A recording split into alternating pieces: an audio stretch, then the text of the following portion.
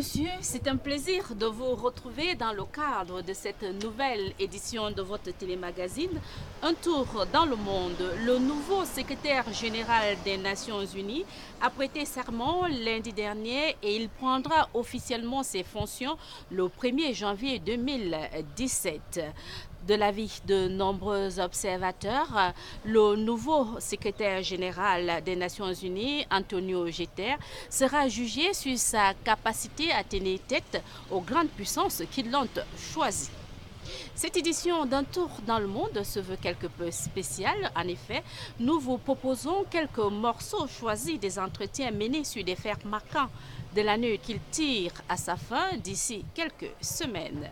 Voilà pour le menu. La suite, c'est tout de suite, juste après, un tour dans le monde. Présidentielle américaine, le Congrès va ouvrir une enquête sur les cyberattaques de la Russie dans la campagne électorale américaine. Le vœu des sénateurs John McCain et Lindsey Graham a été en partie exaucé.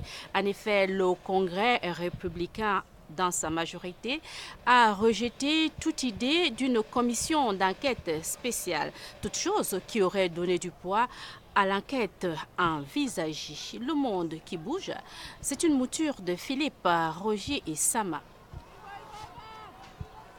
Le pape François souffle ce samedi sur sa 80e bougie. Né le 17 décembre 1936 à Buenos Aires, il est le 266e pape et évêque de Rome.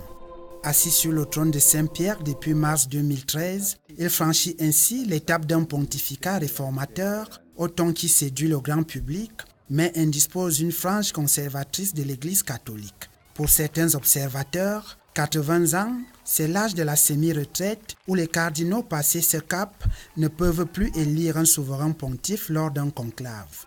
Mais le pape François, allergique aux vacances, maintient un emploi de temps rempli de cérémonies religieuses, d'audiences et de bains de foule. En près de 4 ans, il a fait 17 voyages à l'étranger et prévoit pour 2017 un pèlerinage à Fatima au Portugal, un voyage en Inde et au Bangladesh et peut-être un tour sur le continent noir. Sommet de l'Union européenne jeudi à Bruxelles, les dirigeants des 28 pays membres de l'institution étaient préoccupés par l'attitude que doit adopter l'Union européenne face à la Russie pour son rôle en Ukraine et en Syrie. À côté de cette question brûlante, il s'agissait aussi pour les 28 de faire avancer les préparatifs du Brexit. Diplomatie encore, la ministre suédoise des Affaires étrangères, Margot Wallström, s'est rendue jeudi en Cisjordanie occupée où elle a rencontré le président palestinien Mahmoud Abbas. La Palestine qui a célébré mercredi le 29e anniversaire du Hamas. Autre action diplomatique, c'est la réunion des ministres de la Défense de la coalition des pays contre l'État islamique. Parlant à cette occasion du conflit syrien, le secrétaire d'État américain à la Défense, Ashton Carter, a déclaré que seule une transition politique peut mettre fin à la souffrance des Syriens. La Syrie, où des centaines de civils et rebelles ont été tués jeudi dans le cadre de l'offensive du régime contre Alep. Plusieurs d'entre eux ont cependant réussi à être évacués vers d'autres territoires rebelles plus calmes.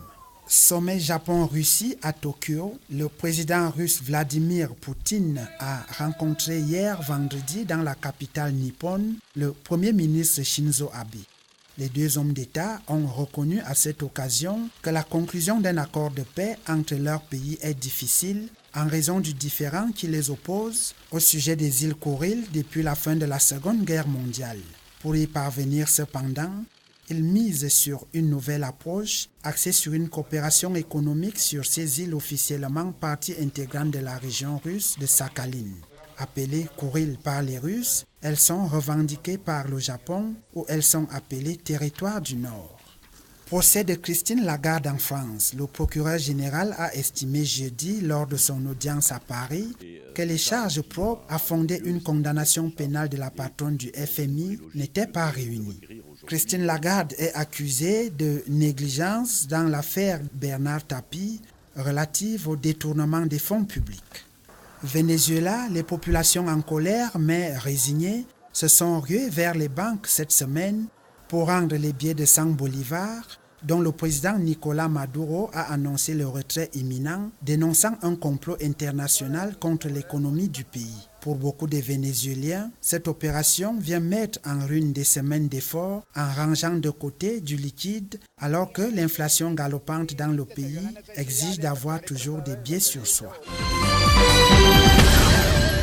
En République démocratique du Congo, près d'une dizaine de hauts responsables ont été sanctionnés par l'Union européenne et le gouvernement américain. Washington reproche au ministre de l'Intérieur et au patron des renseignements de saper le processus de démocratisation en RDC.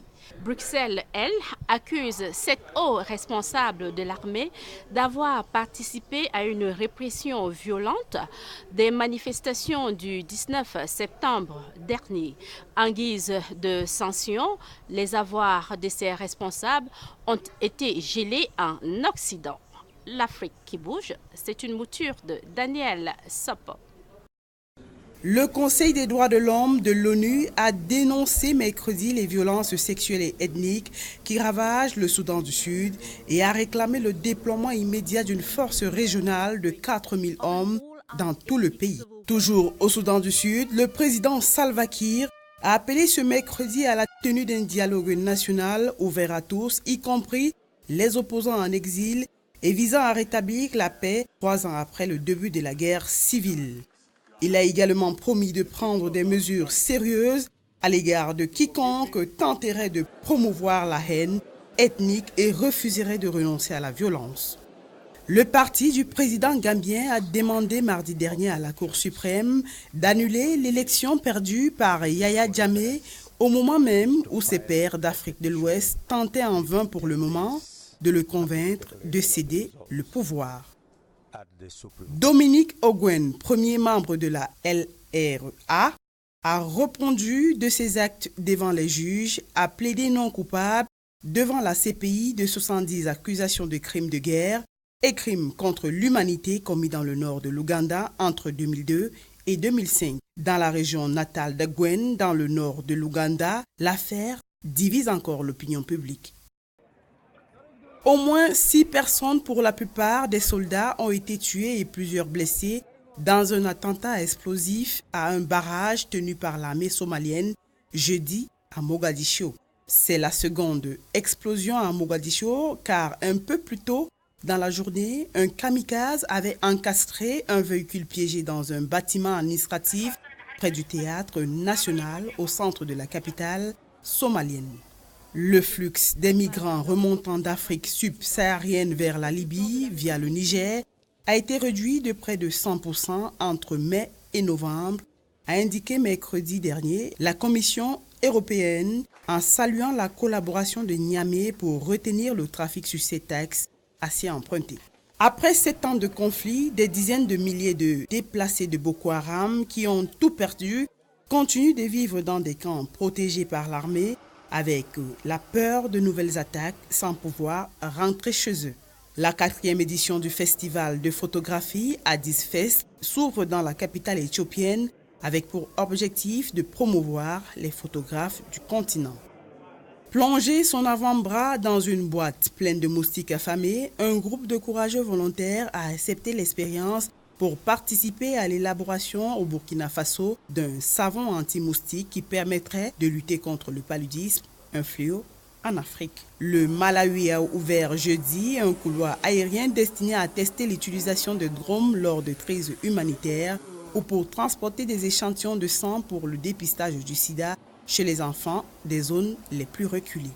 Le Gabon a officiellement lancé la vente des billets de la Coupe d'Afrique des Nations de football 2017, CAN qui se déroulera le 14 janvier au 5 février, ce jeudi par une opération de communication autour de la mascotte Samba en l'absence des vrais clients attendus plus tard. La mascotte aux allures de panthère a symboliquement retiré son billet pour le match d'ouverture prévu à Libreville entre le Gabon et la Guinée-Bissau. Aujourd'hui, c'est le lancement officiel de la billetterie, le 15 décembre. On a préféré le lancer un mois avant pour gérer le flux. On sait qu'à partir de janvier, ça va se bousculer, donc on a préféré le lancer un mois plus tôt pour que les gens puissent acquérir dans la tranquillité leurs billets. comparativement à 2012 où tout le monde se plaignait un petit peu des prix qui étaient pour certains hors de prix, nous, cette année, le COCAN a pensé qu'il fallait avoir des prix attractifs. Vous avez une première catégorie aujourd'hui à 20 000 et une troisième catégorie à partir de 500 francs.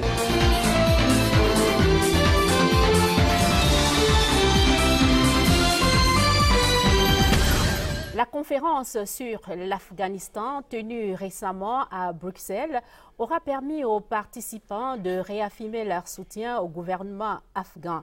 5 milliards de dollars promis entre 2017 et 2020 qui, on l'espère, permettront de reconstruire ce pays qui a été mis sur le banc des accusés en 2001. C'était au lendemain des attentats aux États-Unis qui ont vu la destruction des tours jumelles. L'aide internationale en Afghanistan, pour quel objectif? La question, je la pose au docteur Sostène Ifouba, politologue et enseignant à l'Université de Yaoundé 2. Bonjour, docteur. Bonjour Françoise, merci de m'avoir invité. Voilà, docteur, nous avons un pays, l'Afghanistan, producteur du pétrole et de l'opium. Mais comment comprendre que le budget de ce pays, 70%, dépendent de l'aide internationale? Oui, vous faites bien de poser cette question. Je veux d'abord relever que l'Afghanistan est un État tampon qui est situé entre l'Iran et le Pakistan. Et c'est, comme vous le mentionnez, en 2001, ce pays est traversé par le terrorisme, la guérilla urbaine et une insurrection massive et qui dépasse les forces, les autorités locales de pouvoir quadriller et de maîtriser ces insurrections. Donc la communauté internationale va se réunir, et que ce soit à Lisbonne, que ce soit à Bruxelles, pour trouver ce qu'on appelle la conférence des donateurs, c'est-à-dire la chaîne de solidarité, pour essayer de reconstruire ce pays et lutter surtout contre le terrorisme. Ça fait quand même une dizaine d'années que cette conférence des donateurs a lieu. Et puis, malheureusement, on se rend compte que l'Afghanistan a toujours du mal à décoller. Pourtant, vous avez tout à l'heure signalé que c'est quand même un État tampon. C'est un avantage. Non, c'est pour dire que l'aide n'est jamais désintéressée. L'aide est assortie à certaines conditionnalités. Voyez-vous, l'aide qui est destinée à l'Afghanistan est divisée en deux. La grande partie, dont les 60%, iront pour la reconstruction de l'armée, essayer de former les forces afghanes parce qu'à un délai plus ou moins long, parce que les forces occidentales, les forces de l'OTAN vont se retirer et laisser déjà des forces capables, ayant la capacité de contrôler, de pacifier le pays. Donc, une grande partie de l'argent ira donc pour l'achat des armes, des équipements, les voitures. Et une autre partie, peut-être les 40%, c'est pour reconstruire la société, les routes et puis l'éducation, la santé. Donc je pense qu'il y a... C'est vrai que, pour ne pas vous couper, docteur, la sécurité, elle est importante dans un pays, mais à vous écouter, on a comme l'impression que cet argent n'est pas destiné aux populations directement. Oui, c'est ça, c'est ça. Dans cette aide, il y avait une vision stratégique qui était d'utiliser l'argent pour l'industrie d'armement et non utiliser l'argent pour développer l'Afghanistan. C'était la grande erreur qu'a commis les puissances occidentales et l'OTAN qui voulait d'abord un État militairement puissant qui peut résister aux attaques d'Osama Ben Laden, aux attaques du Mollah des talibans et tout ce qui était. Donc l'aide n'a pas été destinée exclusivement au développement du pays. Donc c'est pour ça qu'il y a une déchirure aujourd'hui entre tout ce qui s'est passé parce que, voyez-vous, on dit que l'aide a été un échec en Afghanistan. On a entendu des voix justement en Afghanistan dire que pendant ce temps, le pétrole est exploité, y compris l'opium. Oui, c'est ça. C'est exploité par qui? Par les firmes multinationales, les firmes qui viennent de l'étranger. Ce qui fait que les autorités locales elles-mêmes entrent dans le jeu. Et il y a, il y a trop de corruption. C'est-à-dire ce qui peut être relayé pour la société, pour le bien-être des Afghans, est encore détourné. Et voyez-vous, les Américains sont partis, les forces de l'OTAN sont partis, la France est partie. Donc l'Afghanistan a encore plongé dans une crise sociale interne, une crise économique parce que l'aide arrive, mais cette aide est détournée. Et puis les forces armées, les forces de police n'ont pas la capacité, sont incapables de conduire donc la pacification. Et ce qui fait que le pays est émietté avec des puissances paramilitaires, des groupes. On a comme l'impression que l'Afghanistan est un peu victime des pays qui ont un sous-sol riche, la malédiction du sous-sol. Oui, puisqu'il y a beaucoup de pétrole tout autour, que ce soit au Pakistan, l'Inde et la Chine, tout autour de l'Afghanistan, il y a beaucoup de pétrole et beaucoup de richesses du sous-sol. Mais c'est un pays qui est partagé aujourd'hui comme un butin de guerre, comme un gâteau, où les grandes puissances viennent exploiter le pétrole, exploiter le sous-sol. Mais finalement, l'Afghanistan n'arrive pas à avoir un gouvernement autonome parce que le président Karzai a essayé et n'a pas pu. Donc c'est un pays qui est un peu dépassé aujourd'hui par les événements. Et la communauté internationale semble, voyez-vous, les Américains, les citoyens américains se plaignent de cette guerre parce qu'il y a beaucoup de soldats américains qui sont morts, même les Français. Donc cette guerre est devenue coûteuse. Donc ce qui fait qu'il y a quand même un abandon de la construction objective de l'Afghanistan, mais il y a une exploitation permanente de son pétrole. Pour revenir justement à la conférence des donateurs qui a eu lieu récemment à Bruxelles, on a entendu le ministre des Finances afghan dire et souhaiter que l'argent qui sera récolté puisse véritablement entrer cette fois-ci dans le budget national afghan. Comme quoi, c'est pour dire que effectivement, cet argent généralement prend des chemins détournés. Non, l'Afghanistan n'a pas totalement les mains libres. Quand on vous donne l'aide, vous ne pouvez pas gérer l'aide. Quand on vous donne l'aide, on vous dit on vous donne l'aide, on viendra construire le pont avec nos ingénieurs. On vous donne ceci, on viendra. Ils ne peuvent pas. Et puis sur le terrain, il n'y a pas... Donc l'argent qui est donné ressort par ailleurs. Ressort par ailleurs. Pour et puis même, retrouver justement les donateurs. Les donateurs. Et ensuite même, le peu qui reste pour les Afghans même, la corruption est organisée, la sous-traitance, les faux marchés, les marchés fictifs, les livraisons fictives, donc le népotisme, la corruption, la malgouvernance. Vous savez que l'Afghanistan est parmi les pays les plus corrompus du monde. Pour aller dans votre sens, docteur, justement, Transparency International a publié un rapport dans lequel cette ONG soutient que la corruption continue d'attiser la guerre en cours et de miner l'efficacité des milliards de l'aide internationale. Cela signifie que finalement l'Afghanistan souffre de deux grands maux, le terrorisme et la corruption.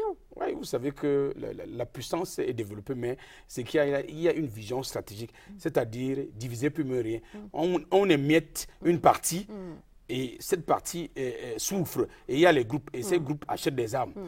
Achètent des armes, achètent des voitures et se battent tous les jours. Ce qui fait qu'on peut dire finalement que la guerre est entretenue dans plusieurs espaces au monde. Cette guerre est entretenue parce qu'il faut vendre les armes, il faut faire les affaires. S'il n'y a pas de guerre, l'industrie militaire va disparaître. Donc je pense que parfois la communauté internationale ne va pas jusqu'au bout pour que le conflit soit définitivement aplani. Il reste toujours quelques reliques pour essayer d'animer les réseaux de vente d'armement et puis des réseaux mafieux. 6 mois après la conférence économique internationale de Yaoundé, qui avait drainé près de 500 investisseurs, nous sommes allés à la rencontre de l'un d'eux. Il s'agit du docteur Daniel Massia Menkene.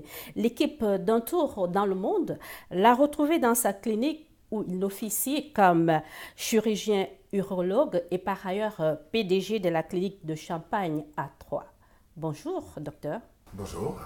Merci de recevoir la CRTV à Troyes pour un follow-up de la conférence économique internationale de Yaoundé. On se souvient que dans vos valises, vous aviez des projets pour le Cameroun de manière succincte et télégraphique. Pouvez-vous nous les rappeler? Très rapidement, il s'agissait plus d'avant-projet, d'ébauche de projets qui nécessitaient déjà d'être confrontés au terrain et qui nécessitaient des études complémentaires. Où en êtes-vous dans l'évolution de vos projets? Pour revenir sur les projets que j'ai exposés, voilà, plus précisément au Cameroun, il y en avait 2 de façon officielle et un en marge des 2. Le premier consistait à rester dans le domaine qui est le mien, celui de la santé. De combler un déficit évident et certain qu'il y a en Afrique, celui de soins de santé de haut niveau. Voilà. Donc on avait eu l'idée, avec quelques partenaires, de mettre en place un institut international de médecine et de chirurgie au Cameroun. Pourquoi le Cameroun? Parce que l'objectif visé est la zone, en réalité, du CEMAC. On sait pertinemment que dans le domaine de la santé, les investissements pour des soins de haut niveau sont très lourds, les compétences sont rares, et je suis convaincu que ce déficit ne peut être comblé que par la création d'un seul institut de haut niveau qui drainerait sur toute la zone d'Afrique centrale. Et le deuxième projet, Le deuxième projet, c'est un projet plus industriel qui consistait à la création sur le Cameroun d'une usine dédiée au froid, le froid domestique et dans un deuxième temps le froid industriel. On n'entend pas froid, la réfrigération et la climatisation. Voilà. D'accord. Vous aviez dit qu'il y avait deux de manière officielle et le troisième, il était non officiel. Il s'agit de quel projet? Le troisième, il était non officiel dans la mesure où c'est un projet qui est ancien et qui est relatif à un domaine agricole. J'avais déjà été approché par les élus de mon département, qui est le BAM, et qui est un département, comme on le sait tous, agricole. BAM et qui ou bien BAM et Inubu? BAM et Inubu. D'accord. Voilà. Et qui est un département éminemment agricole. L'idée, c'était que dans ces zones très agricoles, avec une agriculture de base et traditionnelle, d'élever cette agriculture à des modèles de type européen. Ceci est important parce que je travaille, je vis dans une région très agricole et j'ai vu comment les agriculteurs, il y a encore 70 ans, étaient très pauvres en Europe, sont devenus une puissance économique assez importante par le biais des coopératives actives. Nous, on peut représenter, nous, la diaspora, parce que je voulais insister sur le rôle de la diaspora dans ces affaires.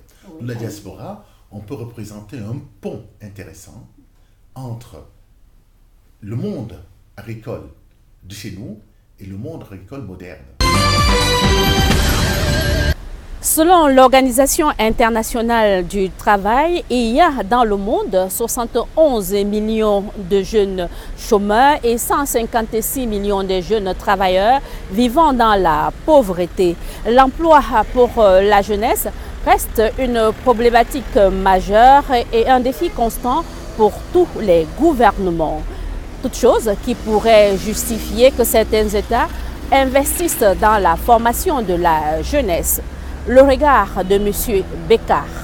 D'abord, je voudrais profiter de cette émission pour remercier les autorités camerounaises, les institutions françaises, l'ambassade, qui nous ont tous accueillis favorablement, avec qui on avait pu avoir des périodes d'échange, notamment pendant le forum économique que nous évoquions ensemble tout à l'heure, et où nous avons pu échanger sur... Je trouve d'abord que l'Afrique est une formidable terre, en termes de développement, mais surtout en termes d'entrepreneuriat, parce que l'esprit d'entrepreneur existe en permanence.